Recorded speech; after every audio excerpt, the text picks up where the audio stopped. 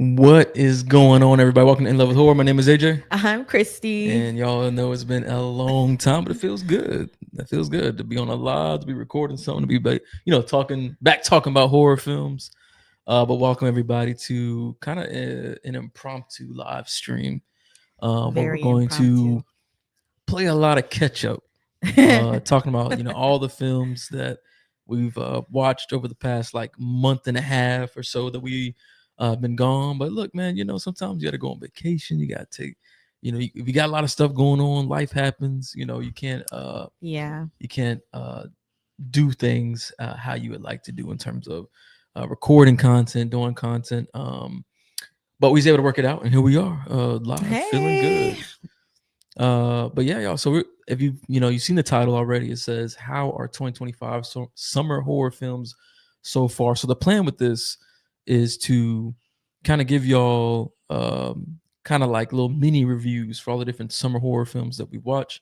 Because while we kind of been MIA on YouTube and doing the podcast and stuff like that, we still been watching stuff. You know what I'm saying? We still horror fans at the end of the day. You know what I'm saying? Yeah. So we were still watching stuff, but we just didn't, actually do any content for it. So this will kind of serve as catch up, doing like mini reviews and stuff like that. And if you've seen the thumbnail, you already kind of have an idea of some of the stuff that we're going to be talking about. Final Destination Bloodlines, Bring Her Back, Dangerous Animals, 28 years later, because we just watched that this past weekend too. That was this opening weekend, right? Yeah, opening weekend. And then we're also going to talk about the upcoming horror films that will be coming out for the rest of the summer, because there's still some dope horror films that will be coming out for the rest of the summer of 2025. But anything else you wanted to add before we Let's dive get in? into it. Yeah, glad to be up here talking back on everything, y'all. All right, so let's go ahead. What we'll do is we'll go in chronological order for the things that we miss. You know what I'm trying to say? We'll go through the timeline. So the first thing we're gonna start with is they go Mike and Serial. Hey, Mike. What's good, Mike? We missed you. Yeah, I know, man. Welcome to Alive. It's been a while. But yes, we wanted to talk about Final Destination Bloodlines, because this was kind of when this film came out. It's kind of around the time we had kind of stopped posting the videos and the podcast and stuff. And we missed you too, Mike. Missed you too. Can't lie, I'm gonna be a negative now. I'm not like what. Jerica says she ain't like nothing this summer. Well, she said most, so she didn't say nothing. She said most. I know a couple of them that she didn't like. Okay. But yeah, so we're gonna go. I think Bloodlines was the first film. Yeah. In the disappearing age of In Love with Horror, where we kind of stopped posting. So Final Destination Bloodlines. It's the sixth entry in that Final Destination series. I look, and this, when I say this is impromptu, right? We didn't research shit, so I can't even remember who exactly was directed this film. Oh, I don't know either. But it was a continuation of the Final Destination storyline. What was special about Bloodlines, it was serving as a way to give us a lot, well, not a lot, but some context into how the stage was set for the other films that happened. Essentially, it's kind of like an origin film in a way. And it also provided some lore and things involving characters. Job of providing the lore, though. Not fully. No, they didn't. They really had a missed opportunity with that. I didn't make it clear. They probably cut it out or something. But I didn't like it. Yeah, I didn't like that. And Mike in the chat said that he's opposite of Jerica, saying that the summer is where this year really picked up. Oh, okay. I actually like some of the stuff earlier this year, but I would agree. Like, this summer has had some really good stuff. The Real Rap Nerd chat. Hey, what's going on? Up? What's good? Welcome to Glad the live. You can pop in. And for anyone listening to the podcast, yep, we're doing this live on YouTube. Yeah. We record. We were doing the live stream over on YouTube. In case you're listening to the recording or the VOD, or listening on the podcast over on Spotify and Apple. But I feel like they did an okay job, talking about lore stuff. I get what you're trying to say. Like, they didn't go into like the depths of the details. Because to me, that's the most important part. And you talking about you talking about lore wise, like with death itself type stuff. The lore regarding the people everyone. They didn't make that clear. That's pretty clear. It's not clear. I've talked to not? multiple people and they all agree with me. It is not really clear. I thought it was very clear. It does not. It's not very clear. They should have had like, they could have said, oh, Alex is this person's descendant or something like that. I think that would have been better. Like, I would have wanted to see some kind of incorporation of the previous films, like the people who were in these previous films connected to the people that were at the Space Needle thing, whatever. But other than that, because see, I didn't need that. I didn't need to see, okay, who was I'm not saying it had to be detailed.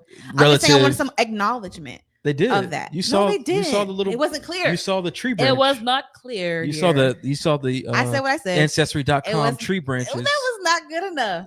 That was right there. But they didn't have anyone up there from the movies. Okay, so you're saying because their name wasn't there? Yes. Okay, I got you. Thank you. What you're saying. But other than that, I agree with Mike. I did like the kills. I did like the story, and I obviously really loved Tony Todd's part as well. Oh yeah, that send off was incredible.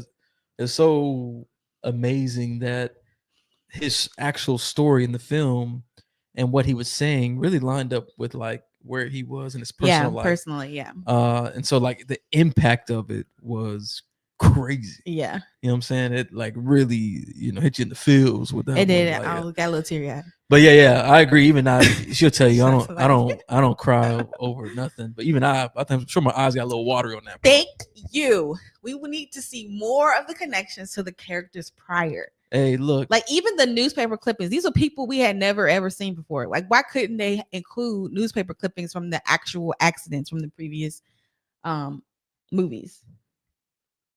Okay, I can't remember. See it. We watched it in the theater. Yeah. So it's not like I can pause and examine it.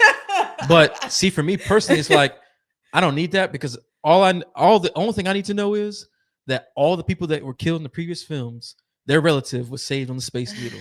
For me, that's all I need to know. It wasn't.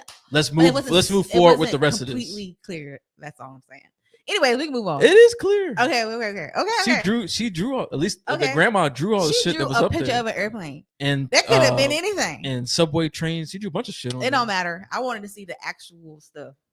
Hey, either way though, the fact that that's all the only problem we really have says a lot about how. Well, yeah, it was still a good movie. Yeah, it was really good. I really liked the kill from the hospital when the dude was in the MRI machine. Oh, that was like my favorite one. That was a crazy kill. Obviously the opening like sequence is always like a big deal with the Final Destinations. The opening sequence that was very strong. Like especially at the very end when her skin got. Oh yeah, that was nasty. Super nasty. That's what I really liked about this film. The gore was like very heavy. Because I feel like the one thing that the last two Final Destination films suffered from was the fact that they were a result of the 3D era. Oh God, yeah. So all of the like moments were trying to like throw blood on the screen. So like you couldn't really enjoy the gore of the kill. With this one, like that 3D shit is all gone. Now it's like it's back to more like how the first three felt in terms of like how the kills are designed. Yeah. And it felt really good. The real rap nerd said, I was surprised to find out that MR kills. Whoa, wow, that's actually dope. I did not know that either. That's crazy. Jerica said, I was only sort of a fan, second least favorite in the franchise for me. Dang, Jerica, you're going hard on these movies this year. Wait a second. What?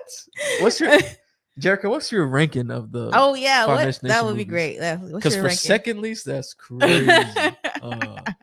Because I don't know how you put at least the last two above this movie, or even Final Destination 2. Because I mean, we rewatched all the movies leading up to Bloodlines. Yeah, and I was like, I know Mike's rankings. He said it's tied for first, and I like this. Bloodlines is strong as hell. Like I would put it. He says tied for first with 3. Yeah, tied with first with Final Destination 3. First, like the first. Yeah, tied with first. Yeah. No, it's tied first with 3. Yeah, Bloodlines is for Mike. Bloodlines and Final Destination 3 at the top. I thought you were talking about the first movie. Oh no. Yeah. Okay, Jerica says her ranking is 1, 3, 2, 5, 6, 4. Damn. Wow, that's crazy. I'm surprised you put 5 over this. Because to me, 5 was like, I did not like 5. That was low for me. 5 was much better than 4, but it's still not very. Yeah. And I think it's a lot. I think the big reason is the the characters are just like so forgettable. Mm, You know what I'm saying? yeah. Like in Bloodlines, I can very vividly remember the characters, but in 4 and 5, I couldn't tell you barely even what they look like because they're so forgettable. Yeah, the fourth one, it was like crazy. And Mike said I liked all of them except 4. To be honest, yeah, 4 is definitely that's the bottom for me. The roughest. Yeah. But when we rewatched it, it's funny because we rewatched number 2. 2 is rough. I didn't like that one as much. It's got a very strong opening. That's the log one, right? Yep. I do obviously like the opening is the ultimate. I don't like the people in that one. Yeah, something about it just didn't feel like the pacing of that and the way they like jump to certain things. It doesn't. Rewatching, I was like, this movie doesn't feel good. Obviously, the kills are incredible, but it doesn't feel good. I agree with Jerica as far as like the old, like if this one was not made yet, my ranking would match hers. But I think I really like 6, so I would put it probably after 3. Yeah, I would do the exact same thing. 2, 5, 4. Yep, I agree. I would do the exact same thing. Mike said 2 did a great job of scamming people and thinking. Yes, it did. Yeah, I agree with that, and I think also just too because that they had memorable. That's the key things. Yeah. Everyone remembers the opening scene. Yeah, and that has so much impact that they kind of forget about the rest of the movie. How the rest of the movie flows. Like when what's the girl's name? Is it Claire? Clear. Oh gosh, man. Like when Clear randomly pops up in her driveway, like, "What's up? Like I'm here. Let's go do this." Like it was so weird. I'm like, what the fuck? What just happened? Like, that shit don't even make sense. I'm confused. Yeah. Like the pacing is so weird, man. It's a weird one. But the kills are amazing. Yeah, they were good. But yeah, for Final Destination Bloodlines, we both were super high on it. I don't know if you want to pull up the letterbox on your phone just to see what we gave those movies. Oh, okay. Like as we're kind of like hitting these. That's a good idea. I'm sure it was like 4. Because I can't remember. Yeah, it had to be like a 4 or something. But I was really high on it walking out of the theater. I was like, damn, like that was a really good movie. Yeah, we gave it 4. Yeah. So we gave it a 4 out of 5 when we watched it. Last month. Thought it was good. But that's Final Destination Bloodlines, y'all. So let's go ahead and jump to the next. I'm gonna call it a horror film. The next horror film that we watched. It wasn't really a horror. It's more like a thriller, but yeah, it's more like it was a horrifying experience. It was oh, by the way, Mike gave it a 5. Yeah, Mike gave Final Destination Bloodlines a 5. And we got Evo in the chat. Tyrone. What's going on? And Mrs. Tyrone, if you're there, hello. What's going on, Sending family? y'all love. It's been a while. But you were talking about Hurry Up Tomorrow. Yep. So the film is Hurry Up Tomorrow. That was marketed as like a thriller type film. It was. And when you watch, I don't even know what it was. I don't know what that was. It was a genre film. Mm-hmm. I'll tell you one thing though. You were way nicer on it than I was. Okay, so I liked aspects of it. Mm-hmm. I just didn't like all that. Well, where are we? We're in like a dream or something. I don't know what. Some parts was not that good. Yeah. I think. Okay, so Hurry Up Tomorrow was the Weeknd's movie that he did with Jenna Ortega.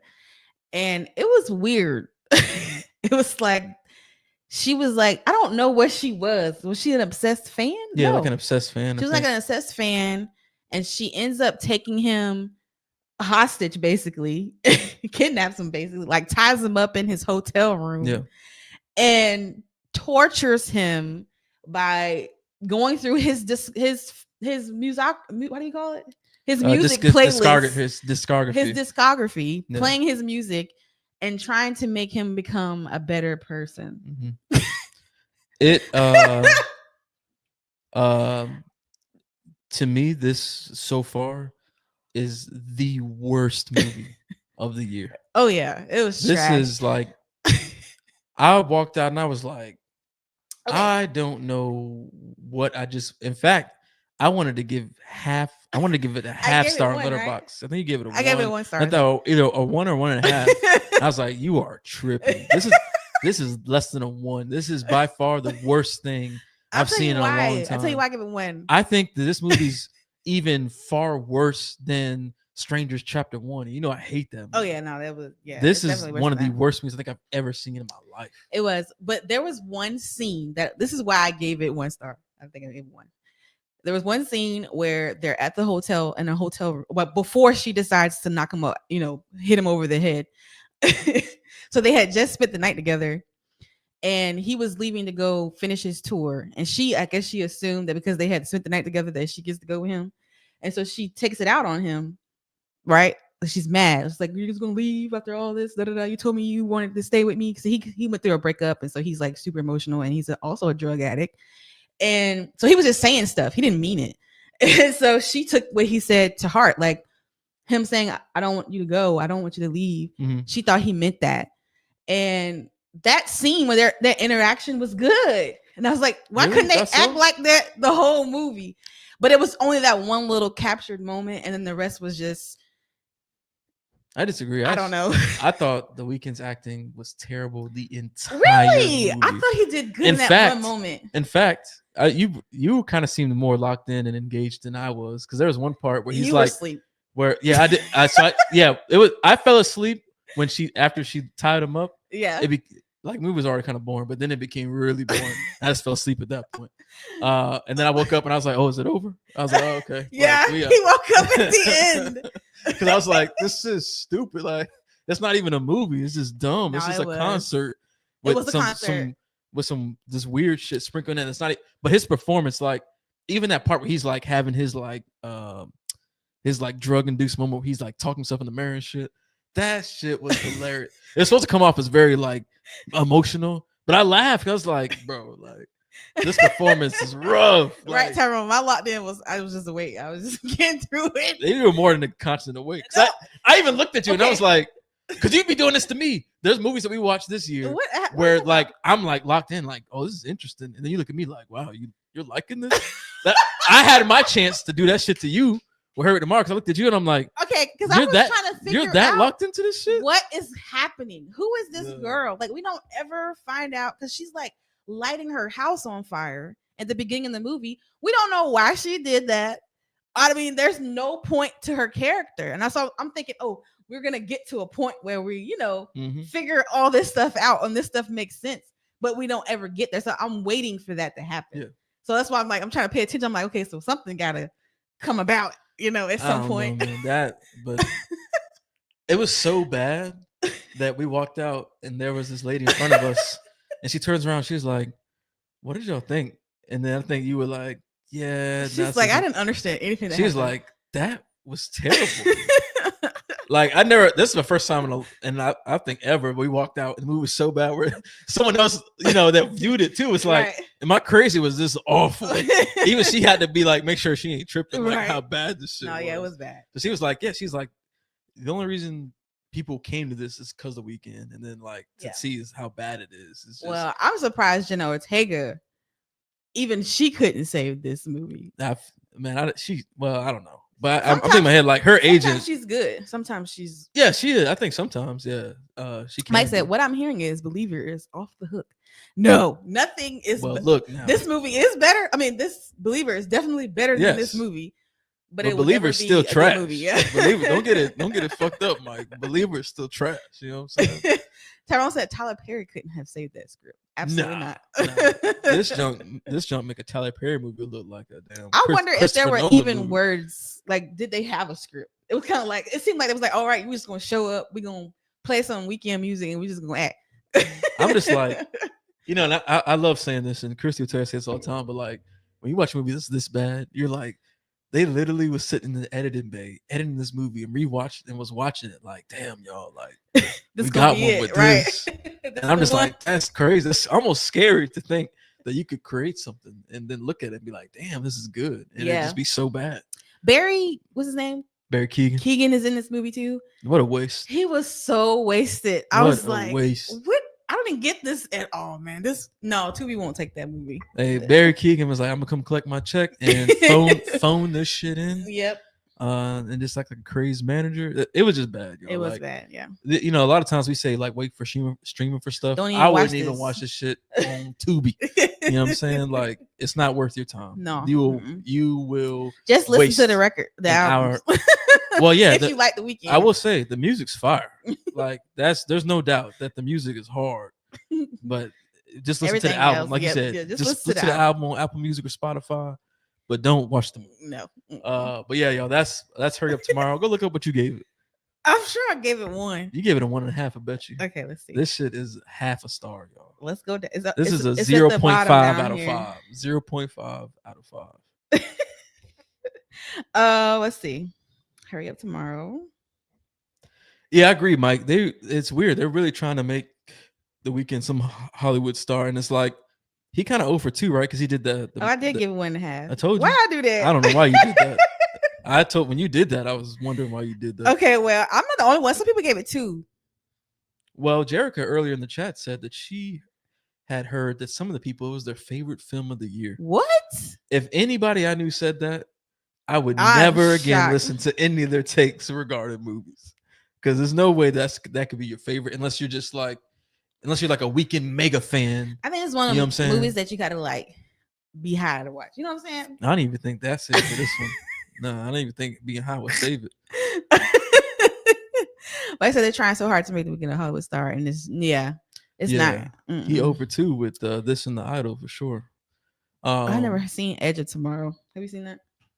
Oh yeah, Edge of Tomorrow. That's if I'm thinking of the right movie, that was the sci-fi joint, right? Okay. Where they kept repeating the same. Well, Tyrone said Hurry Up Tomorrow sounded like a sequel to Edge of Tomorrow, and I was bamboozled. Yeah. He's talking about how it sounded. Yeah. Because the trailer was really good for the film. It's like really intriguing. I did. I was like, oh, this looks like it might be interesting. Yeah. They lied. Yeah. They tricked us with that one. But yeah, let's Hurry Up Tomorrow. Now, here's what's crazy, right? We're about to go from one film that was like absolute trash to like the film that I might even say is my favorite so far this year. And that's Bring Her Back. Because damn. Your favorite? Bring Her Back. Oh, Sinners? Oh, well, true. Well, they are to me, they serve different purposes. They do. They serve different purposes. Okay. But I'm talking about from a pure horror perspective. Sense. Okay, I got you. Bring Her Back was the kind of movie that like it's the same feeling of like watching like a Hereditary. You're like, damn, like this is like not only is this a dope ass horror movie with like true horror, but it's also like this is a really good movie and story and all that. But no, I agree. Like Sinners is still my favorite, but if I'm picking if I'm picking a movie that's like that was marketed as like this is like terror, you know what I'm saying? Like Bring Her Back is definitely top 3 of this year for sure. That movie, that shit blew my mind. And it's cool because we watched it when it was the Monday Mystery Movie, so it wasn't even out yet. But we had heard that it's like, oh, it could be that. So we sat down and the Philippines popped up, and I was just like, yes, you know what I'm saying? Like, let's go. Like, we about to watch Bring Her Back because Talk to Me was fire. Well, not fire. It was good. It was good because I was one of the people that thought that it was a little too hyped, too overhyped. I was like, all right, y'all, calm down. I mean, it's good, but it ain't that good. People call it like a masterpiece. I disagree. Yeah, I don't because I think that the ending fell off a little bit for me. I feel like they kind of lost their footing for me personally. But Bring Her Back, I think Bring Her Back's even better than Talk to Me. Yes, I agree. But Hollywood will burn in the chat said Bring Her Back and 28 Years Later are tied for my films of the year. But Tyrone in the chat said Bring Her Back was so traumatic. I yelled when she started moving folks down. Mowing folks down. Yeah, that was crazy. Yeah. I was so that is the one thing that I did not like about the movie. Yeah, that one messed me up. I was like, really? I really wanted. Really like that. Be careful. I know. I'm not saying it. Yeah. I'm not saying it, but that part messed me up, Tyrone. Like, I think I would have gave it 5 stars if that didn't happen. Nah, this is definitely like a 5-star film for me. I thought. Well, I gave it 4.5 because that part messed me up. And yeah, Mike in chat said it was a great theater experience. I agree. Yes, it was. Like it gave me like, damn, like this is like, because even after we watched it, like we was both still feeling it. Talking about like it just like it gets under your skin. I love when a horror movie is that effective, when it gets under your skin. All the different body horror Dang, elements. Jericho. Damn. Jericho in the chat going crazy. She But no, said 3 out I of 5. remember talking about this movie with Jericho in the Discord about that. But yeah, I really liked it a lot. Like Yeah, I it liked was the amazing. characters. I really liked the story. I liked that I didn't know where it was going. You know, how things were going to play out. Like I felt like that's what I really like about their work. I feel like I never know what to expect as you're watching it. Yep. Oh yes, Tyrone, I agree with that. It did need more cult scenes. I do agree. I would like to have cool. heightened it up a little bit with that, because that was really interesting. Yeah, I was like, whoa, man, they went crazy when they filmed that aspect of the VHS. That was super cool. Yeah. Yeah, I love the siblings. Yeah, Michelle in the chat said, I like the siblings. And hey, Michelle, especially the daughter, like the sister. I really liked her character. But yeah, I really liked the people. They felt authentic. It felt like this could actually happen in real life. Both their movies feel that way. Yeah, they do. Where like the characters feel really grounded and like believable. You know what I'm saying? And then going back to what Tyron was saying about more of the cult scenes, also more of that, the element of the demon taking. I would like a little bit more of that, just a smidgen. Yeah, I agree. Yeah, you can always have more demon aspect. I think y'all are gonna be shocked about what I say is my favorite horror movie of the summer so far. Okay, well, Jericho in the chat scared drop me. it, Jericho, drop it. Now Hollywood will burn in the chat said Bring Her Back is set in the same universe as Talk to Me. Was that confirmed? I don't know, but I can see that. Yes, I mean, yeah, I think that makes sense. That'd be cool though. If they build their own whole horror universe, they could definitely pull it off, because the Philippines are proven that they can become masters of horror at this point.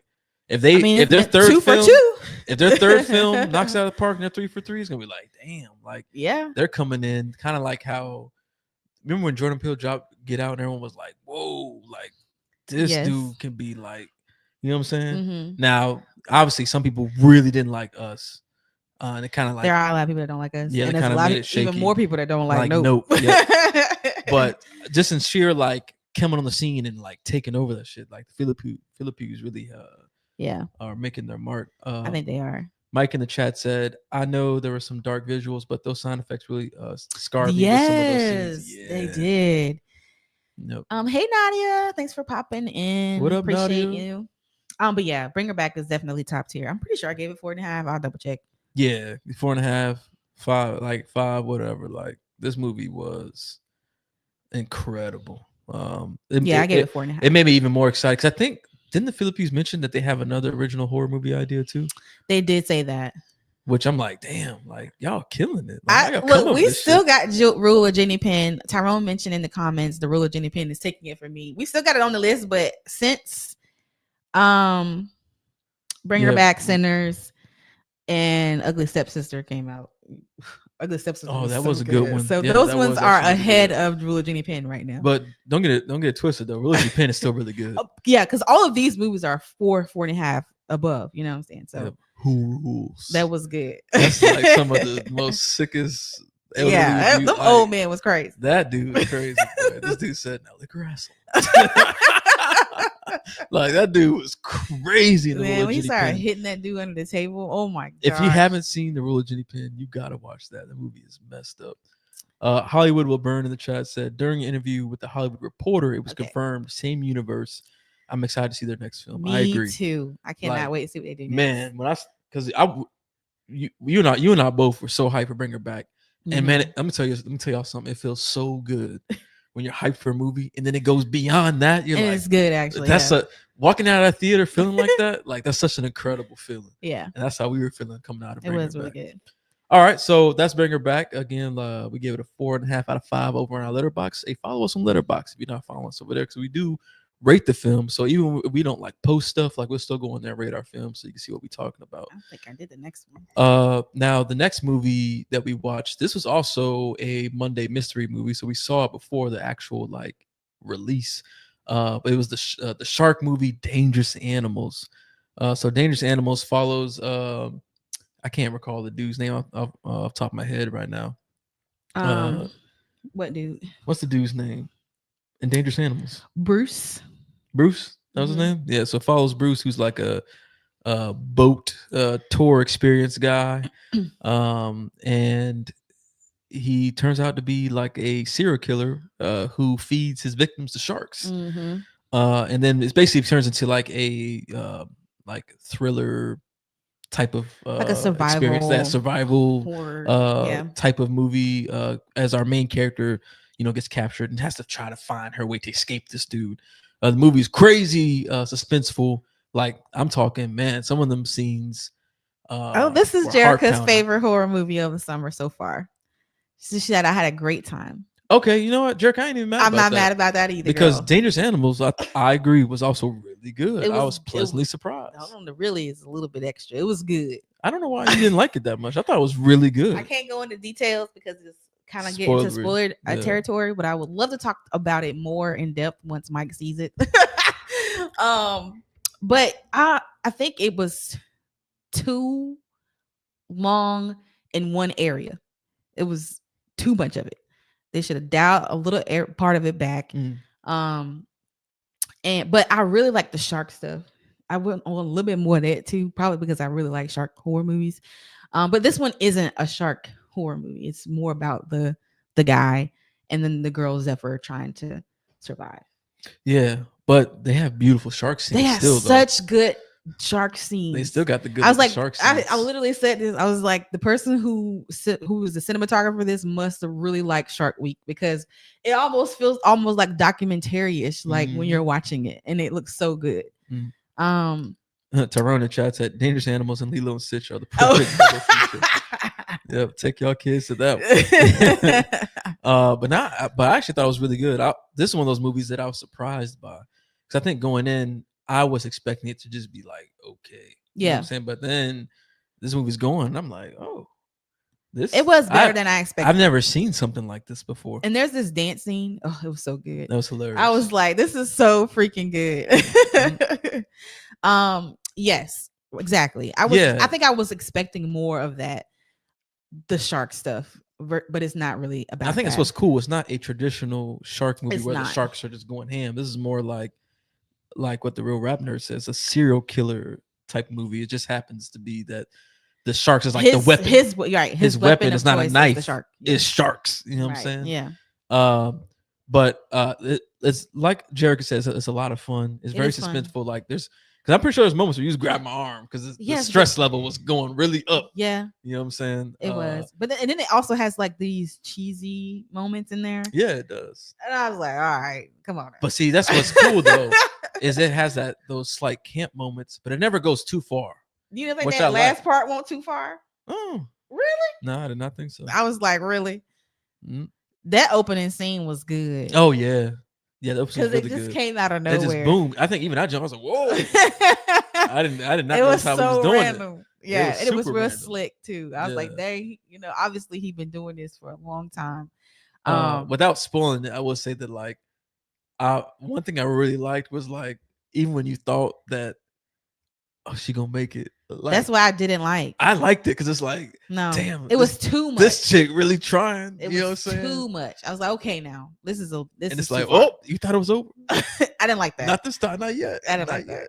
Okay. I kind of like. I don't know. It was fun because I was having a good time with the movie. So at that point, they could just do whatever they wanted. Yeah, it was one of those movies where everyone is in there and they're like, oh my god. Yeah, like, like, it's a. I agree with that. Yeah. It's a good audience watch. Right. Like, having the audience for this movie was a lot of fun. Yeah. When shit was happening, everybody was like reacted to it. Like, so it is a fun movie in that way. Right. But yeah, y'all check out whenever it does come to Shudder. Check out Dangerous Animals because I think is it coming out this summer on there? Because it's a good summer movie to me. It is the perfect summer. So hopefully it hits soon. And when Shark Week hit, y'all tune in and watch Dangerous Animals because that'll be really perfect good. One. Yep. All right, so let's go ahead and jump to a movie that I don't have no idea why people are even considering it to be horror because it's not. But I guess just because Mike Flanagan is attached. But we're gonna talk about Life of Chuck because for some reason, people, even though it's listed as drama and fantasy, people are still reviewing it in the horror space. They are. I don't really know why. But I mean, the movie's all right though. Oh, Michelle. I have not. We didn't get to see it. They played it at Overlook, and we missed it by a day. But I would like to see it though. That's on my list. I really want to see it because I'm a fan of Danielle Deadwyler, so I definitely want to check that out. Yeah, we got to see that one. But I heard it was good. Like other people that were at Overlook that watched it said it was good. And then they only released it like for Juneteenth or something like that. I didn't get to see it though. Okay. Yeah, but it's on our list to watch. Yeah. When does that come out or whatever? Or is that already out? I think it's one of those ones we're gonna have to watch when it hits. Way later. Okay. Yeah. Okay. But yeah, so Life of Chuck. That was the latest Mike Flanagan film. That's more of like a drama movie. Basically, it's the story of the life of Chuck. What's his name? Chuck Krantz. Yeah, Charles Krantz. Charles Krantz or Kratz. Yeah. That's the movie. It's the life of Chuck. It chronicles his life. Okay, you downplaying it a little bit. Okay, this movie had an amazing cast. It does. Freaking, what's his name? Matthew Lillard in this movie. The black guy. What's his name? Let me pull up the cast. Chiwetel Ejiofor. Man, that man is a dead-gone beast, man. I love him. He's a great actor. He's really good. It got so many people in this movie, and they all served very well. Yeah, I thought Tom Hiddleston did really good. Yeah, even though he was in there for like 5 minutes. Yeah. I feel like everybody was only in here for 5 minutes. The way the movie's structured. Yeah, I know. Karen Gillan, she played, what's his name? Say his name again. I don't want to know his name. Chiwetel Ejiofor. She plays his fiance in the beginning of the movie. Mark Hamill's in there. Oh, he was great. His other line, his regular lineup of people that he has in his stuff. Mm-hmm. His wife Kate and all them. And then it had David Dastmalchian in there. And for his little scene, that was really good. He was in there for like 3 seconds. It was good. It was still He's in there good. for like 2.5 seconds. Anyways, the beginning of the movie is good. No, it is not worth putting pants on to go see in the theater. No, wait till streaming. The beginning of the movie is good. I really liked it, and even you were watching it like, oh, this is about to do this. Well, yes, he sets it up, man, and I'm like, dang. That first part of that movie is the movie I won't see the whole thing of. That first part is incredible. Like I was like, because see the thing, I didn't really know much about Life of Chuck, so I didn't really know what to expect at all. So this movie opens a particular way, and I'm like, oh, this is the kind of movie we're watching? No, it is not. It is not. It is not that movie. It's about this man's life. It's like the tree of life. It's backwards. So it starts off at the end of his life, and it goes backwards, and it's broken up into acts. And the act 3, I won't spoil it because it's hard to talk about it without spoiling it. In a way, you're wondering like, okay, what elements are the spoilers? Yeah, it's hard to. But the way it plays out, that first / last act plays out really, really good, and then we get something else. Yeah. So for me personally, they Benjamin Button it in a way. Yeah. In a way, they did Benjamin Button it. Yeah. Like, I'm very mixed on this movie because the filmmaking is incredible. The performances are amazing. So good. There's like very heartwarming moments. There's like good messaging in it about, just like living life. Life is short, that type of stuff. Yeah. But the pacing for me personally is very rough. There's dance sequences in this that for me, I'm like, and people love these dance sequences. By the way, too long. It's good, but it is really way too long. For me personally, way too long. And I think ultimately, like, that's why I'm so mixed because like, I don't regret seeing it. Like it's weird, right? It's like the movie's like good filmmaking. It's Mike Flanagan, but it's also boring at times. I'm like, damn, this movie's boring. You know what I'm saying? I'm just being honest. It's boring. Hey, Sam, what's going on? Is this Flanagan's worst movie? Well, some people are calling it a masterpiece. So it is. I don't know. Flanagan's. Okay. I think it's not his worst film, but it is not the film for us. Yeah. I don't know how to put this because it's not a horror movie. I feel like it's like Oh, definitely not a horror movie at all. I mean, there's this one little spooky part, but that's it. That's not enough to even consider this movie a horror movie. Okay, if we're not talking about any kind of genre whatsoever, like it's just looking at it as like a movie, I think it's a good movie. It almost feels, and I talked to Sheree about this too, like it feels like Mike Flanagan made this movie as, you know how people make movies to get Oscars? This is like Mike Flanagan's version of this. Like, it doesn't feel like a movie that's like in his niche, so he made this in order to get an Oscar for it. You know, that's what it feels like, because it's so outside. We're talking Life of Chuck. It's so far outside of his normal stuff in terms of genre, but it is still true to him, because I feel like it focuses a lot on the characters, which is all he does. Like when he makes stuff, it's all about the people. He has these long ass monologues that's still in this movie. Like, it's still true to Mike Flanagan. It's just not horror. Yeah. So I don't know. Yeah, that's why that's why this movie's so mixed for me, because it's not a bad movie. Yeah, it's not bad. It's like just, you said, it's well made, not great performances. There's nothing to we talked about this, the car, right? Like, what's the series I really like that he did with the vampire? Midnight Mass. Okay. That's a slow series, right? But that series, but he breaks it up with really good action scenes and moments. It's like that, but without that. So that's why it comes across as boring, because there's nothing to break up all of these long ass storytelling moments. Oh, I know what we talked about. The thing was, there's nothing like, let's say when you're watching something like Midnight Mass, right? When you're watching that, like, there's always a mystery, or there's always something that you're like building towards. Yeah. Like, you know, this shit is escalating and it's gonna boil over and like shit's gonna pop off. Right. There's nothing like that in this movie at all. It's like you're just watching like moments of this person's life. You're literally just watching someone's life. Yeah. That's it. You're watching little moments that had influence on his life. Yeah. So there's no like, oh, we're building to something, like, you know what I'm saying? Yeah. There's nothing that's like, it doesn't follow traditional, you know, like storytelling.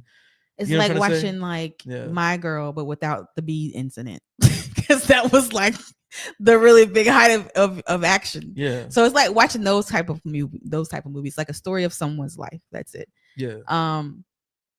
Yeah, The Real Rap Nerd. I definitely got Oscar bait from the Life Show. Yep, exactly. That's what it feels like. Yeah, it's definitely like in that category of Oscar bait for sure. A monologue, Mike strikes again. It's monologues, man. It's a lot of monologues, a lot of talking. Yeah. A lot of dance numbers. They're very long. Very long. You won't go cry. If I don't cry. Let me tell you something. I cry to drop of a hat. Let me tell you something, Tyrone. It don't take much to make Kirsty cry.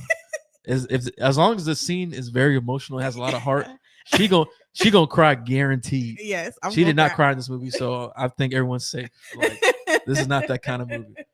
No. I think everybody will be all right. Yeah. Because she will cry on the over drop anything. Of a dime, boy. I'll be like, you all right? Because I already, like, even when shit happens, I already know she's crying. So I'm like, you all right? And this movie didn't have any moment like that. So everyone's safe. This is not like one of those kind of movies. Yeah, no.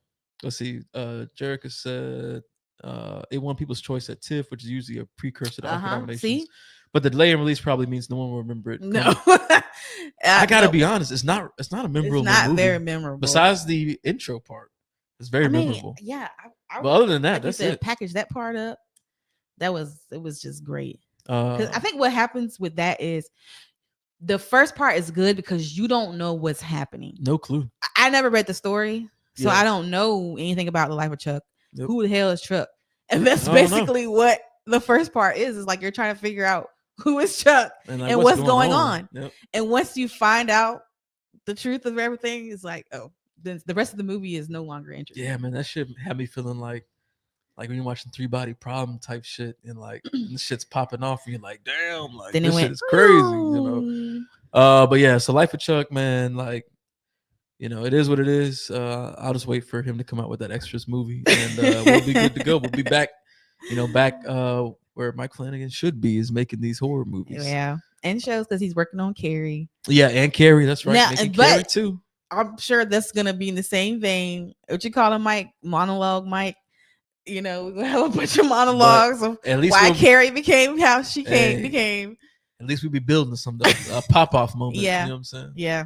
But yeah, that's what we thought about the life of Chuck, y'all. Yeah. A little mixed, but you know, this is one of those movies that people are all over the place on. It's definitely, you know, those people that are real snobby about like movies and stuff. Oh yeah. I feel like those are the ones that think looking at this shit like, Oh, this is the like, best movie of the this year. is a fucking masterpiece. I mean, I like, get it. If you don't like this movie, you don't like fucking cinema. Yeah, you don't know what cinema is. Man, whatever. I'm excited for The Long Walk. That was Sam. And I am too. That looks really interesting. All right. I think Mark Hamill's in that too. Is he? I'm pretty sure he is. I hope he gets put into more films because he's incredible. At least in all the Mike Flanagan projects, he's amazing. So let's talk about the next movie that we recently watched. We just watched it Sunday. Mike in the chat said the prom scene is going to be a deadly monologue instead of a telekinetic beatdown for that Carrie series that Mike Flanagan is doing. It probably will be. I know. But the last film we watched, y'all, was 28 Years Later. So we just saw that on Sunday. I'm actually looking forward to talking about this. So this is the third film in the 28 Days franchise.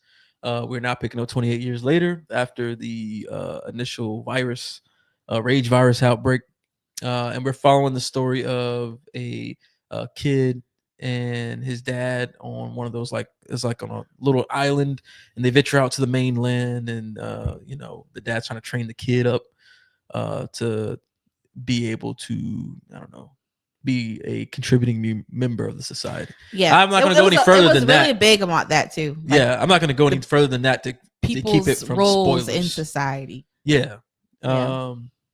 So I mean, I just get right to it. I'm kind of mixed on this one for me personally. Yeah. Because there's elements of this movie that I really like. Look at Jerica.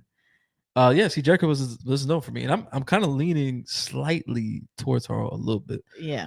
What's up, Jimmy in chat? He said y'all back watching Ironheart. Just want to pop in. We gotta watch that too. Yeah, we gotta watch Ironheart as well. Especially since people are review bombing it. They're review bombing it? Yeah. Really? Yep. Now they review bombing it, or is it actually not good? No, they are review bombing it. Some of the reviews were before the show even aired. Oh, that's crazy. Yeah. I don't know how people do that stuff. But yes, but yeah, anyway, 28 years later, I'm kind of mixed on it. There's things that I really like in there. Like when there's those moments where it's like gritty as hell and like gorilla and like nasty and, you know what I'm saying, and intense. I love that shit. Actually, I really like those moments a lot in this movie. But overall, I felt like the first half is pretty strong for me personally. But then we get to the second half, and I feel like the pacing like really goes a little too slow, and then it to me it lacks the way the other 28 films, like 28 Days films, feel. And I think I was just wanting it to feel like how the other films felt, and I think that's the problem. And the last thing I'll add, this is more of like a personal thing for me, is it's not that the story in itself is bad, but just me personally, I didn't like the story. Like I wish they would have did different stories so that we could have something a little bit more, like, I don't know, intense or whatever. Well, yeah. But what, like you were saying, right? It doesn't seem like the other films, and I mean that's never gonna happen. There's one series. John Wick, we know, baby. Hey. But look, John Wick is the only series if you want to know how to do sequels, study the John Wick franchise. It's like that's the only a whole franchise. Different formula.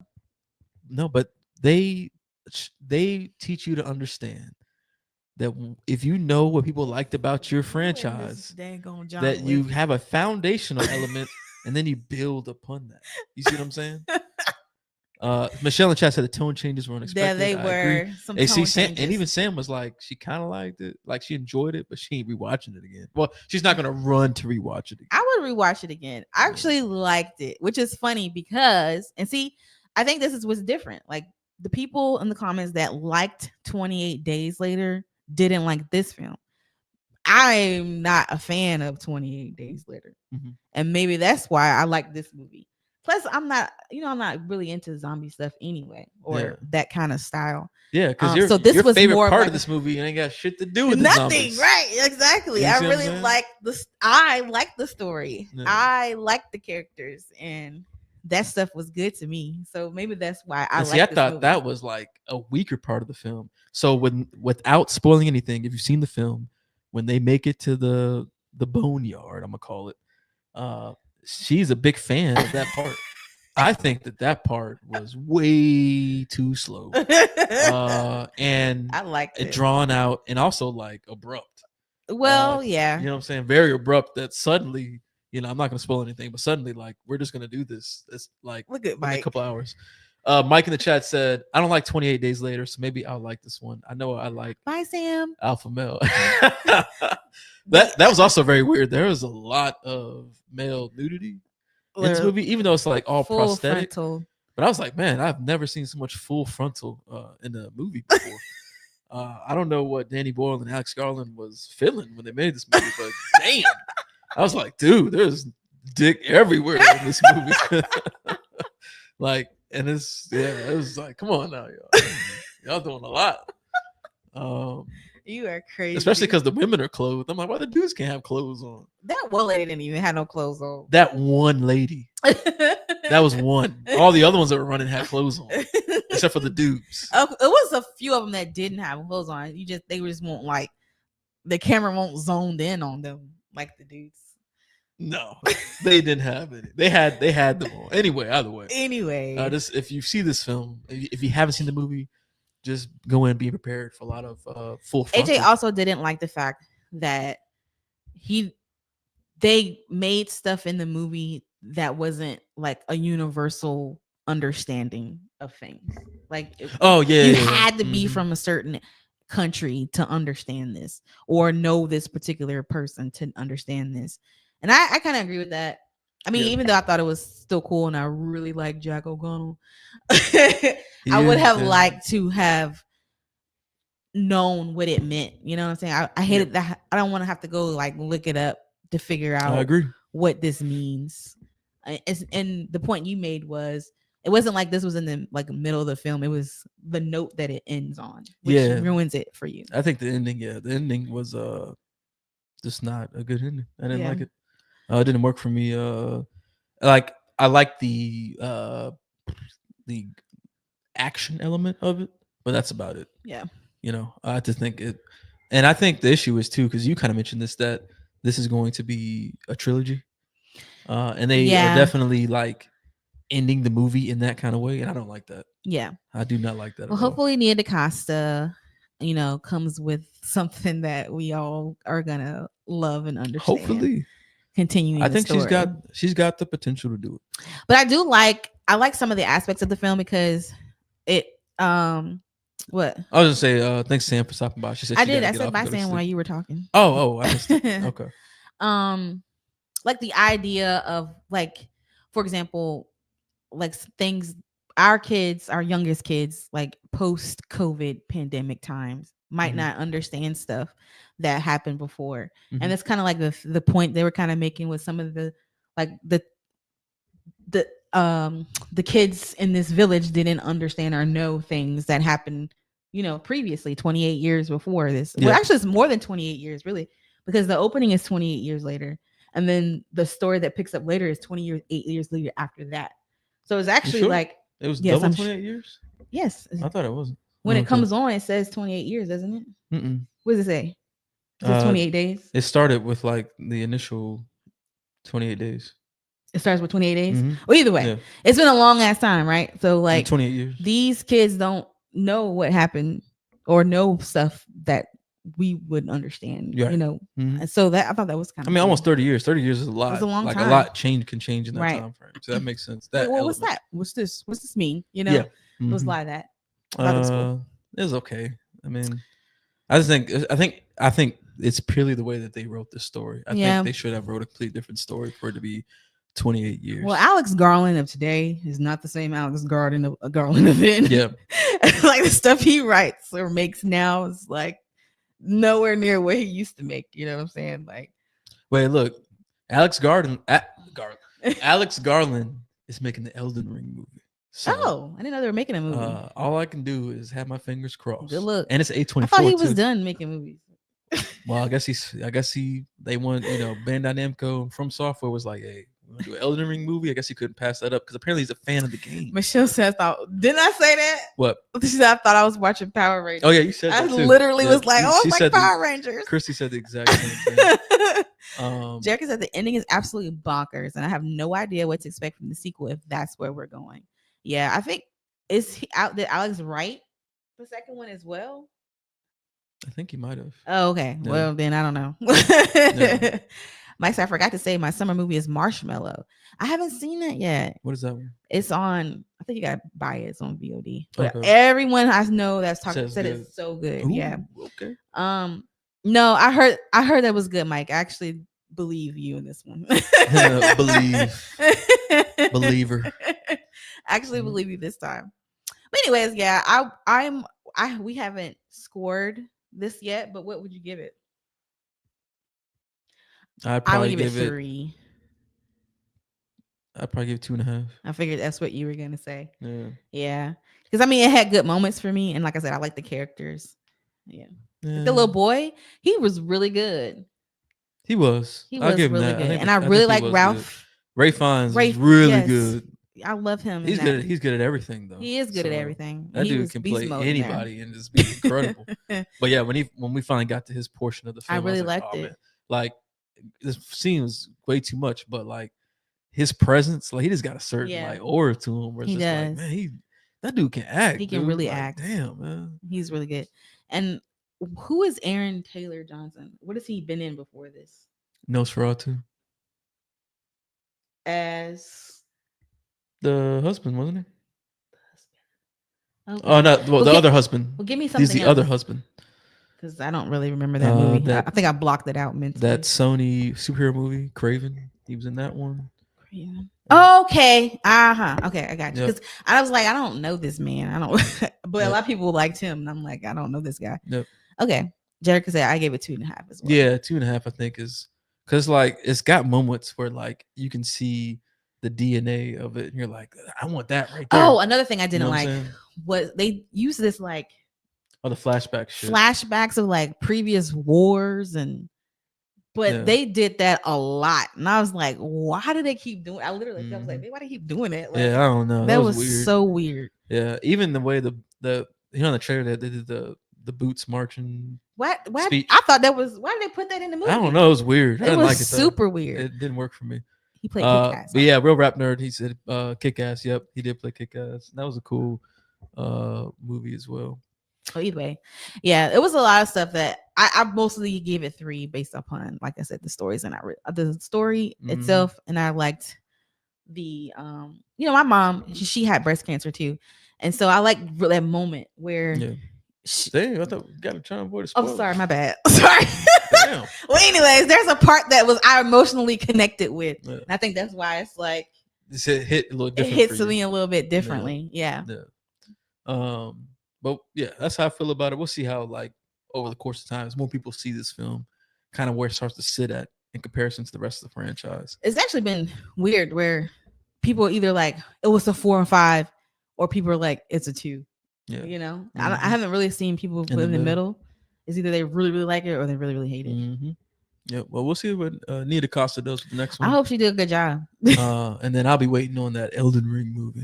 Oh gosh, that'll be super fire. Hopefully, it'll be super fire. With it being A24, at least they'll be able to be really. Oh, it's A24 doing it, and Alex Garland. Yeah, so I'm hoping that is he directing or just writing? I think he's doing both.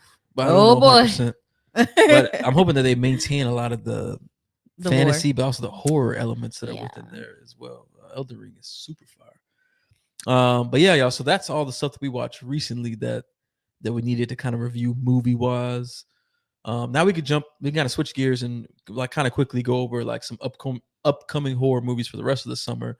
And we'll kind of let y'all know kind of where we're sitting in terms of like our excitement levels for this film. So the first one we know that Mike is like excited for, right? I think is Mike like a super fan of this? I don't know. I thought he was. I don't remember. Oh, okay. Maybe. Well, Mike, are you a super fan? Because I feel like we talked about this in one of our like lives a long time ago, and I feel like you mentioned that you liked it, and that was Megan 2.0. That's coming out this week, right? Pretty sure. Yeah, this week.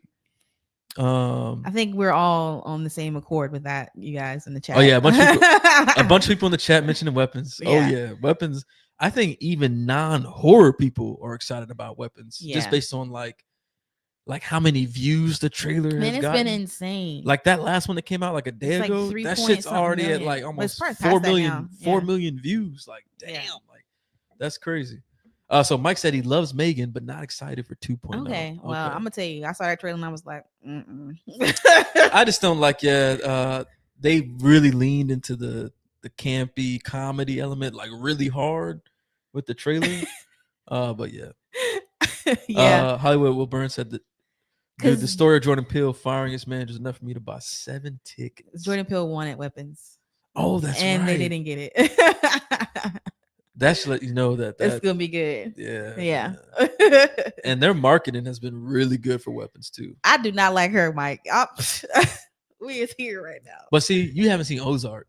So for everyone, oh wow, she was good in one thing. Hold on, let me she finish. She been in 100 other things, but hold and up. She sucks in every last hold one on, of those. Let me finish. Okay, go ahead. If someone was great once, they can be great again. That's all I'm saying. What? They can be great again. No, that is ridiculous. They can be great again. That's all Everything this woman has been in, she is not good in it.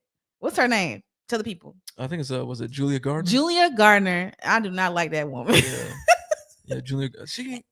And even in the trailer, I'm like, she's the weakest thing for me about this movie. But everything else, the story, like the creepy kids, obviously, all that stuff is really interesting to me. Very interesting. So but I do not like her. I love a good mystery.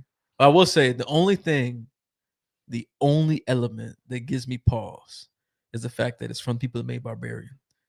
And Barbarian he liked to do the bait switch type. Yes, because if you remember, Barbarian's trailers were also like, what the fuck? Like, what's going on with this? I gotta see this.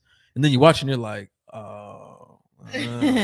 okay. Yeah. So I do have a slight fear that could happen again with this because they're building this shit up so much with the mystery element.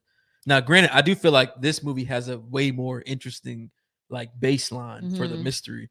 But still, they are like going hard. Like this is like they like how you mentioned it earlier, how Long Legs, how Neon was on the marketing for that. I feel like this is Warner Brothers is doing that Legs, with weapons.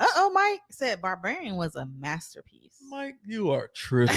Masterpiece? Come on now. I did recently watch that because y'all know I hadn't seen it for a very long time. I didn't really like it. It was very funny though. When she tried to make him breastfeed. Was that funny? I thought it was nasty. That was hilarious because I was like, you better suck that titty if you're trying to make it out. It had like hair on it and stuff. I was like, he better start sucking because like he's trying to stay alive at that point. All you had to do was act like a baby. That was it. But he just couldn't do it. He couldn't do it. It was nasty. She tried to give him some nasty looking milk. Hollywood said, Barbarian was only good in the first half. I mean, I'm excited to see what Zach Cregger does with Resident I 100% agree. That first half of Barbarian is one of the most intense, terrifying. I gotta watch it maybe in the darkness because I watched it during the day. It was creepy, and that wasn't creepy to me. It was creepy. That's your problem. You be watching horror movies during the day. I gotta watch it when I can. Okay, true. I'm a mother. I have things going on. I know. So I have to watch movies when I can watch them. Yeah. Megan 2.0 looks like campy. Terminator 2. That's actually good, Mike. I like that. It does look like that. But yeah, they're doing a little too much for me on the campy. Like it was a little bit like the trailer is like, oh, like what does it say? Like this bitch is back or something like that. The bitch is back, yeah. Like I feel like what the Real Rap Nerd says, Making 2.0 is pretty much a big budget sci-fi channel movie. Yeah. Yep. I Know What You Did Last Summer comes out this summer. Yep. So that's coming out July 18th.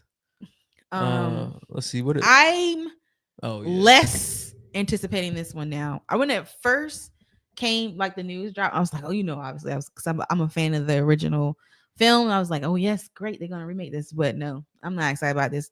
Even after watching the second trailer, I'm even less, on it than I was at first. Yeah. I was watching somebody talk about this film, and they mentioned something interesting. They said that when you watch the first I Know What You Did Last Summer, like that, like, young adult teen cast, they had that like kind of like it factor to them. It was kind of like that 90s it factor. Jeff Snyder saying this? He did say that. I figured that. He did say that. I mean, his takes are bad for some stuff, but sometimes he actually has good takes. But he did that was a good take. Whereas like this new cast feels so generic that there's no draw to it at all. Well, there's nothing about it. The cast, the story, like even them having those two people, those two legacy characters in the movie, I'm not even interested in seeing them. It just doesn't look interesting. It looks boring. Michelle says, "I'm not interested." Yep, no, not interested. Yeah, it I mean, even like the cheesy ass line in the trailer when they were like, when she was talking to yeah, she had two Jennifer Love Hewitt's character, and she's like, "What'd you do last summer?" Like, yeah, and then she also says, "Who wrote that shit?" That one part from the other movie where she's like, "Oh, I'm right here" or something like that. You know? Oh yeah, she says that in there too. Yeah, I'm like, come on now, y'all, really? And then Mike made a point saying it's also because there's really no it factor young adult teen stars. It's true. Well, let me say y'all. Not right now. If y'all seen Tariq Withers, that's his name, right? Yeah. In the trailer for this, and him in the trailer for him, it's like two different people. It's kind of impressive. I'll give him that. He acting like two different people. He looks way more hard and interesting to me as a character in the him trailer than he does in this trailer. Nope. Honestly, I didn't even recognize him the first time I watched the trailer because he blended in with everybody else that was in there. Yeah, he did. He did actually. He really did blend. That's what I'm saying. This cast it feels so generic. There's just no draw to it at all. Hollywood Will Burn in the chat said the color grading looks awful like a TV commercial. It did look like a TV commercial. It does actually. It does look that way. It doesn't even. That is a good point. It does. It looks just like that. Real Rap Nerd said, "Yeah, the cast for the new Last Summer movie has zero interest or swagger. It's a pain because I love the first one. Yeah, the first one was. Really I think it's how everyone feels. Like that first one had that that special '90s feel to it, and this one just don't got nothing. It don't got nothing. Yeah, it's unfortunate. And it's shocking too because I think about how they brought Scream back and was able to really like. And it has legs. Reinvigorated. Yeah, it has legs. They kept it was like people liked it. It's like, oh shit, okay, like I'm kind of interested. They're making a Scream 7. They can't do that with this. You know what I'm saying? Oh yeah, no. I'm saying right now, this is a one and done. There's not gonna be like a number 4 or 5. That ain't happening after this third one. I'm tell you that right now. Yeah. Now the next film is coming out after I Know What You Did Last Summer is that film Together with Franco and I forgot the woman's name. She's a good actress. But they're kind of in the headlines right now because they got that lawsuit for the film where the creator of another movie says that they stole all their ideas or something like that. We'll see where that goes, but this film's still coming out, and I will say the film looks really interesting. I can't tell what the hell going on. It looks like some kind of maybe like they're wherever they are is on something because there's like it looked like it was in that moments where people are underground or something like that. So when I read the article about the lawsuit, they did mention some aspects of the story. Oh, okay. I won't say what anything is, just in case people are trying to go in really blind. I'm trying to go in there. But so I have an idea of like not necessarily why things are happening, but kind of like what is happening. Oh. But it looks crazy though. Either way, the movie looks good, looks crazy. Yeah. I do want to see it. Yeah, I think it looks interesting. Franco in Discourse, groundbreaking. Oh right, yeah. No surprise. Right. But hey, look, the movie looks interesting though. It looks if they just steal the idea, that sucks. But damn, the movie does look interesting for sure. Yeah. We'll kind of see how that plays out though.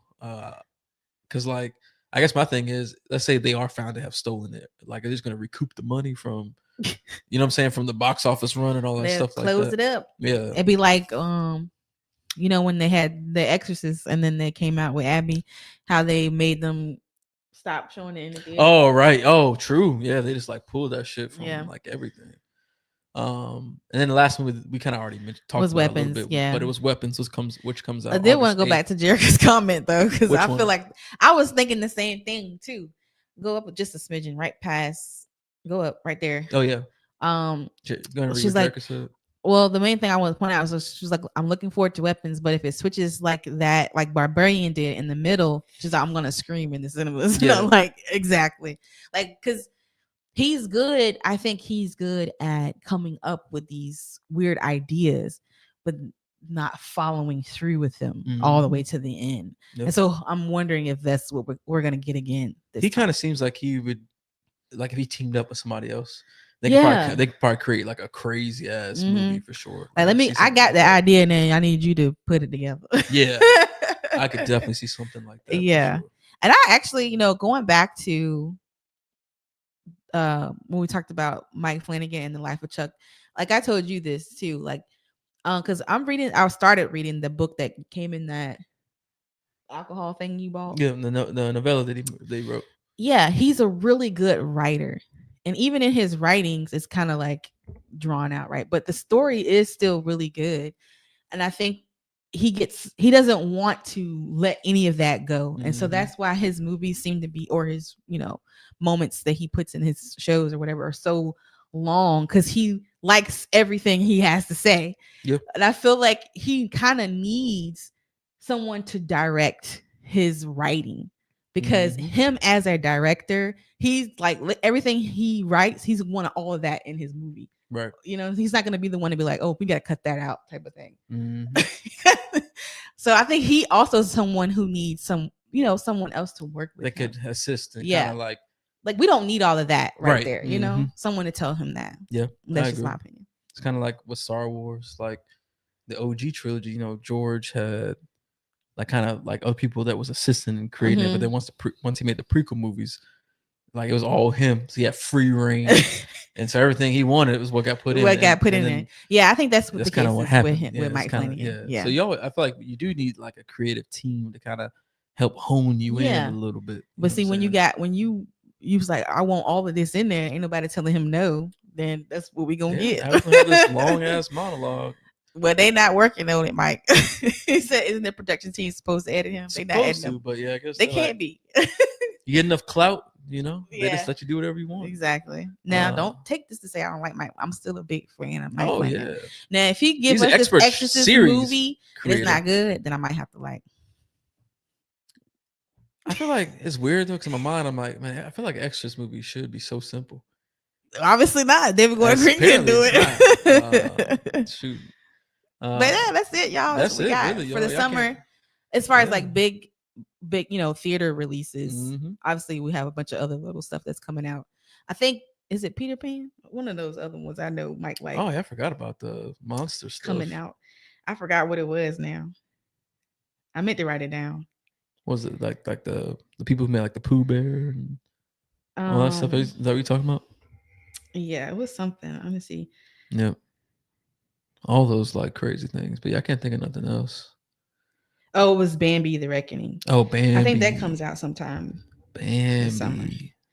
But yeah, I wonder if he's looking forward to that one. But yeah, that's it. That's the summer box office that we're looking forward to. Yeah. So y'all, we're gonna try to do reviews on these as they release, at least the ones that we really want to see. Look, y'all, I can't go to the movies and watch Megan 2.0. I can't. I'm not gonna do that either. I'm sorry, y'all. We're probably gonna skip that one. I am. See, I knew it. I'll probably skip that one. But for the other ones, we'll try to get some reviews out. Doing this live kind of serves as us getting back to the game. So we're gonna try to do more regular lives again. Probably in the next what date did we set? Yeah, like 2 weeks from now, we'll probably pick our Sunday lives back up. We have not seen Popeye the Slayer Man. Yeah, Popeye the Slayer. I'm sure Mike has. Predator, yes. Oh, yeah, we forgot. When does that come out? I forgot. Is that a summer movie? I thought it was later in the year. Either way, I'm excited. I'm definitely gonna be city for that, Michelle. That Predator Badlands is about to go hard. That trailer is super fire. Like with the chanting. Yeah, that music. comes out in November. Yeah, that movie looks good. Yeah. See, Mike said sure did. He watches all that stuff. Yeah. But yeah, so we'll be back to doing the lives and putting up some reviews and stuff like that as well. But other than that, I think that's it for this one. Make sure y'all follow, make sure y'all subscribe. Thank y'all for tuning in. Yeah, follow us on like the Letterboxd and also on some of the social media platforms too, because even when we don't post on like YouTube or Spotify or anything, like we'll still kind of do stuff on Letterboxd or on the Instagram and stuff like that. So good place to subscribe and still see us do stuff off to the side when we're not doing these kind of like bigger and longer conversations. We appreciate y'all so much. Thank you. Yeah, shout out to everybody who hung out with us for the full live stream. We had Mikey here the whole time. Appreciate you. Hollywood Will Burn, thanks for tuning in. Real Rap Nerd, thanks for tuning in. Michelle, Jerica, Sam. Tyrone from Evil stopped by. Sam stopped by. Who else stopped by? There's some other people that stopped by too earlier. Let me scroll back up. Sam. Oh yeah, Nadia stopped by. Thanks, Nadia. In the chat too.